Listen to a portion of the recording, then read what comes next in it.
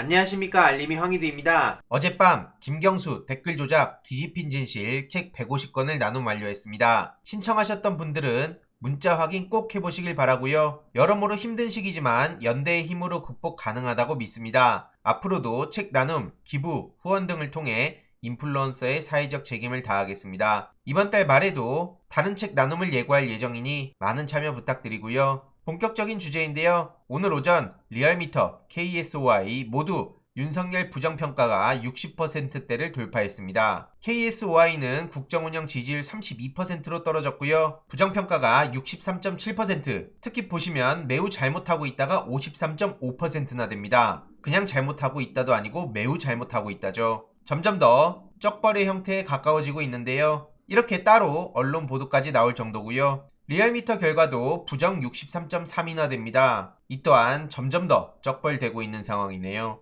일간 변화를 보면 지난주 금요일에는 65%나 나오기도 했는데 리얼미터에서 이런 결과라는 게 중요하다고 보고요. 심지어 민주당이 44.2, 국민의힘이 39.1, 거듭 말씀드리지만 민주당이 반사 효과로 지지율 올라가는 시대는 끝내야 된다고 말씀드리고 싶습니다. 민주당 내부도 많은 변화와 쇄신이 필요하다고 보고 이와 관련해서도 계속 소식 전해드릴 예정이고요. 중요한 건 리얼미터 수석 전문위원인 배철호 씨도 여기서 의미 있는 메시지가 안 나온다면 긍정평가 30%도 무너질 수 있다. 여기저기서 이번 주 지지율 20%대 전망도 나왔었습니다. 특히 지난 주말 보령 머드축제 참여 소식에 많은 국민들이 분노를 표출하기도 했는데요. 더 나아가서 관광객들의 불만 속출했다는 소식도 일부 언론을 통해 전해지기도 했습니다. 갑작스러운 도로 통제에 관광객들은 어리둥절했고 자동차 경적도 울렸다고 하고요. 여기저기 민폐를 참 많이 끼치고 다니는 것 같은데 지금 저럴 시간이 있습니까? 윤석열 대통령실이 부부 운영 기업이냐? 이런 지적도 계속해서 커지고 있는데 사돈의 팔촌 다 끌고 나온다는 지적이 이어지고 있죠. 벌써 드러난 것만 하더라도 이런 어마어마한 소식들이 계속 전해지고 있는데 이걸 두고 또 문재인 정부의 황당한 물타기를 시도하고 있죠. 특히 지난 주말 권성동 원내대표의 해명 아닌 해명이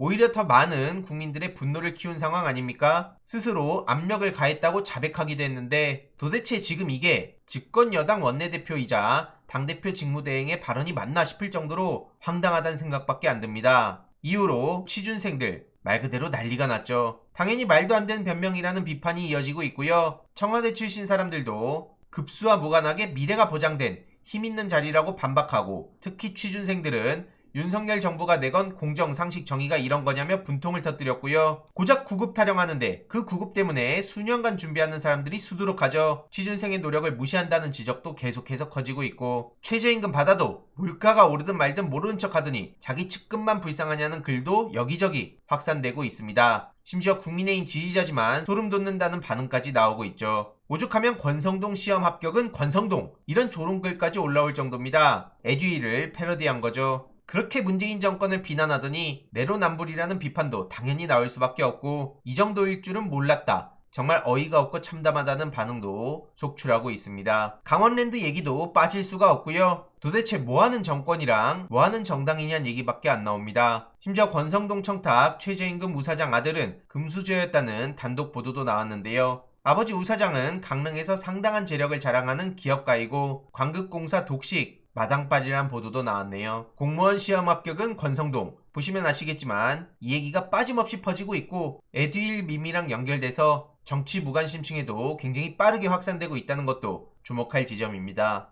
이에 대해서 일각에선 권성동 사적 채용 논란을 옹호하고 있는데요. 국민의힘 지도부와 일부 윤핵관이 옹호를 하고 있지만 또 일부 의원들은 해명이 논란을 키우자 우려를 표하기도 했습니다. 이에 대해서 조국 전 장관이 만약에 이런 짓을 저질렀다면 국민의힘부터 언론이 어떤 반응을 보였겠냐? 이런 주장에도 많은 공감이 이어지고 있는데 굳이 긴 설명이 필요가 없죠. 논란이 계속해서 커지니 권성동 씨와 트러블이 있었던 장제원 씨가 거친 표현을 삼가야 된다며 직격을 하고 나섰는데요. 본인은 권성동 원내대표로부터 어떤 압력도 받은 적 없다. 추천을 받았을 뿐 이라면서 권성동 원내대표를 공개 저격했습니다. 막중한 책임을 감당해야 하는 자리에 있다는 사실을 잊지 말라고 따끔하게 지적을 하기도 했는데요. 장제원 씨도 지금 저런 얘기를 할 입장은 아니지 않습니까? 자식에게 문제 있는 공직자는 자격이 없다더니 아들 문제 어쩔 겁니까? 이번 주 목요일에 선고 공판이 열린다고 하는데요. 검찰은 1심과 마찬가지로 장용준 씨에게 징역 3년을 선고해달라고 요청을 했다고 하죠. 참고로 장용준 씨는 최후 진술에서 스트레스와 고통, 상처를 해소하는 법을 술에 의지하게 됐다고 황당한 소리를 했고요.